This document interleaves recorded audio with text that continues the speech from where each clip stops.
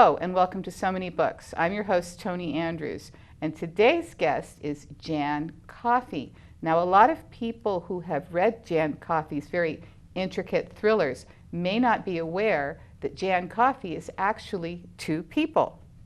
Jim and Nikoo Goldrick. Not only are they writing partners, but they are a husband and wife team who have written, is it 26 books together?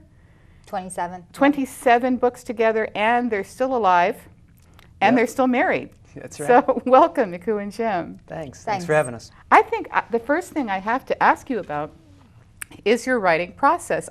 As a writer, I can't imagine what it would be like. I mean, the closest that I get to writing as a team is getting together once a week with my critique partners and reading one another's chapters and arguing. That's as close. An actual collaborative work just defies my imagination. Well, that pretty much sums up what we do.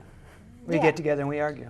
And then we go out to dinner, and then we pack everything in a box, put it on a shelf, and go home. But really, the secret to collaboration is being able to communicate with each other and in a way that's not too hurtful. But you do have advantages when it comes to working with your spouse versus a critique group. Mm-hmm. One of the things is I could delete his work. I have access to those files around the clock, so he can't get away from me. And he's okay with that if you delete his work? He has no choice. You have choice, honey? No choice. So you're the boss in the partnership? Today. Yesterday was him. So we kind of flip a coin. We get up in the morning and we flip a coin and we decide, okay, I'm the boss today or you are the boss today. And we could do a lot of damage during that day while we are in charge. So it's not any faster to write with a partner. It, in fact, is much slower. So you tend to back up your files and hide this little files, like email it to yourself, email it to your best friend, email it to your son to make sure when Jim deletes Put it on a flash drive and hide it in your underwear drawer beneath the socks. Exactly. It's like, that scene you deleted? Yeah. I have it. Yeah. So do one of you write first and then the other one writes? Or does one write this scene and the other one write that scene? Well, when we started to write, we actually sat side by side, and honest to God, we almost killed each other. One would type while the other one would sit with their finger right over the delete button. It really was honestly, it was a very scary process. I could delete it a lot faster than Jim could type it. I mean, there was no question about that. And then I got faster, that's all. I see. Well, you've actually written a book about this. Yeah, we have. Called what's it called? A Marriage of Minds. Marriage of Minds. Yes. I read the review. It said it was half how-to book for writers and half like marriage counseling. Marriage counseling relationship book. That's right. Yeah. We have run into, we've been married 27 years, so we have run into a lot of people that tell us actually help their marriage, reading that book. So, but then some of these people actually end up, getting divorced. So I don't know how it helped them, but it helped them. Writing together, though, it does. It raises the stakes on a relationship, and some friendships. We talked to dozens of writing teams when we wrote that book, and we found that because those stakes were raised, some people decided, wait a minute, we're not going to write together because we don't want to lose this friendship or this relationship we have with our brother or sister. And some people are quite violent about it in terms of how they feel about it. Mary Jo Putney told us, and her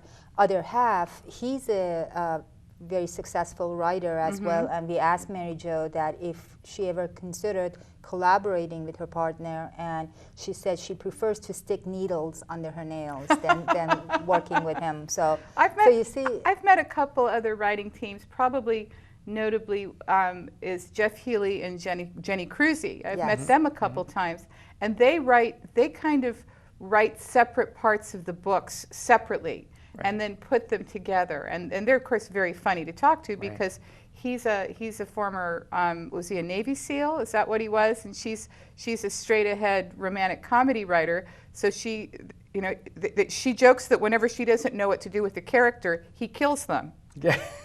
Well, we've run through that for sure. We run that too. I mean, it's amazing when we started our career writing historical romances, and Jim loved those battle scenes, and there were many times I would read a scene that Jim had done, and there were more heads rolling on the ground than there were bodies we started the scene with. I mean, he just had this knack. Well, when I look up your name on the internet, when I go and I do Jan Coffey, I get back a whole series of names, and I see books by Jan Coffey, and I see books by May McGoldrick. Now, are you both May McGoldrick? Are those romances, and you've written those together? Yep. But then I saw one by Nicole Cody, and is that both of you again? That's not like okay. Yeah, that was a medieval farce. Nicole, and then the ones that was really surprising me were that you've written some young adult novels, and what was the one? Tropical Kiss, is that what it's called? The most recent Tropical Kiss, and that looked like huge fun. We get amazing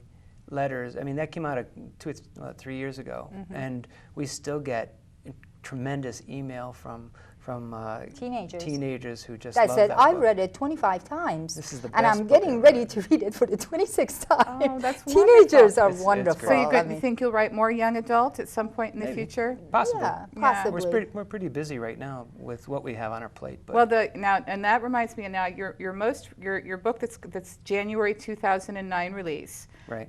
Which you graciously sent me a copy to read. And I've been very, very busy, but I did start it, and I'm about halfway through it, and I got to tell you, I am really, really hooked, and I love the device, and where the chapters, the theme of the chapters repeat, and what is it? There's fear, loss, desperation, and those repeat and those come back, right. And we've got all these characters, and they're I can see that. We're moving. They haven't. I haven't gotten to the convergence yet, but I can see that the web is coming closer to the center. And then the name, the Puppet Master. It's like all these people are being manipulated and brought into this story, and all the foreshadowing. And I just went to an all-day workshop about hooks. Mm-hmm. And I'm going, boy, they're doing all these techniques I just learned. They're all in here. I am so hooked. I'm like, I can't go. I couldn't come tape the show because I had to stay home and finish the book. Like, no, you have to go to the studio. We're glad you showed up. That's right. And I'm really, really happy about that. We'll tell you how it ends. It goes. No, don't tell me how it ends. You can't tell me how it ends. I'll be furious if you do that.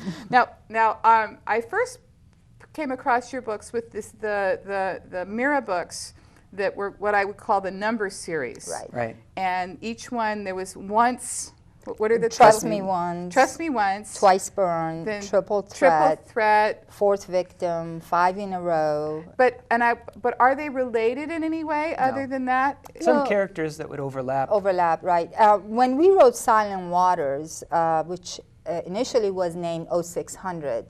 Or Deep Sixth. Or Deep Sixth, yeah, we were going back and forth with Mira. Silent Waters was about a submarine hijacking, and Jim and I both worked at Electric Boat, built submarines, and we basically had a submarine hijacked from where we worked. And that submarine was hijacked from Electric Boat? Yes. I did not know this. Yes, it was a very scary moment. Because I was living in California probably at the time. I wasn't back here in Connecticut, but Electric Boat, security is pretty high at Electric Boat. And this was the funniest thing, because when that book came out, and that was the year, I guess it was exactly 4 years ago that book came out, it met by great response by